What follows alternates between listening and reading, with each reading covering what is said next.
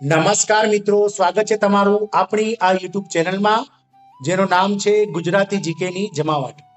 મિત્રો, આજના વિડીયોમાં આપણે વાત કરીશું નિવૃત્ત કર્મચારીઓ માટે સરકાર દ્વારા જે છે તે મોટી જાહેરાત કરવામાં આવી છે મિત્રો, અને વધારે પગાર હોવા છતાં હવે જે મેડિકલ બેનિફિટ છે તે મળવાપાત્ર થશે. આવો નિર્ણય ગઈકાલે લેવામાં આવ્યો છે મિત્રો. જાણીએ મિત્રો આનો લાભ કયા કર્મચારીઓને મળશે અને કઈ જગ્યાના મિત્રો કર્મચારીની આ વાત છે. તમામ માહિતી આજના વિડીયોમાં મેળવીશું.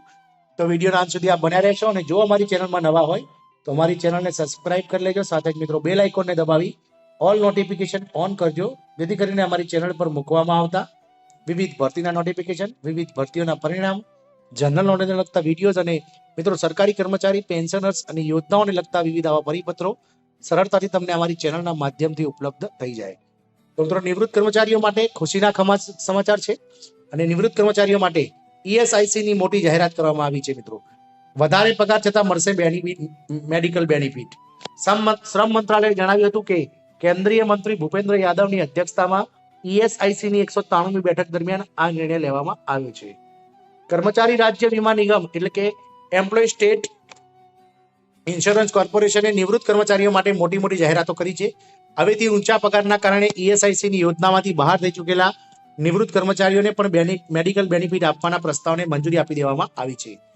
શ્રમ મંત્રાલયે જણાવ્યું હતું કે કેન્દ્રીય મંત્રી ભૂપેન્દ્ર યાદવની અધ્યક્ષતામાં ઈએસઆઈસીની 193મી બેઠક દરમિયાન આ નિર્ણય લેવામાં આવ્યો હતો. આ નવી યોજના હેઠળ એવા લોકો મેડિકલ લાભો મેળવવા માટે હકદાર રહેશે જેઓ 1 એપ્રિલ 2012 પછી ઓછામાં ઓછા 5 વર્ષ માટે આ યોજના હેઠળ કાર્યરત હતા. આ ઉપરાંત 1 એપ્રિલ 2015ના રોજ અથવા તે પછી ₹30,000ના પગાર સાથે નિવૃત્ત અથવા સ્વૈચ્છિક નિવૃત્ત થયા હતા. આયુષ નીતિ 2023 પણ તેમને લાગુ કરવામાં આવશે.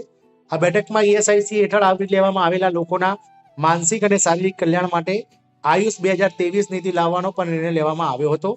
આ નીતિ તમામ ઈએસઆઈસી કેન્દ્રોમાં લાગુ કરવામાં આવશે. આ અંતર્ગત ઈએસઆઈસી હોસ્પિટલોમાં પંચકર્મ, ક્ષરમ, સૂત્ર અને આયુષ એકમો ખોલવામાં આવશે મિત્રો.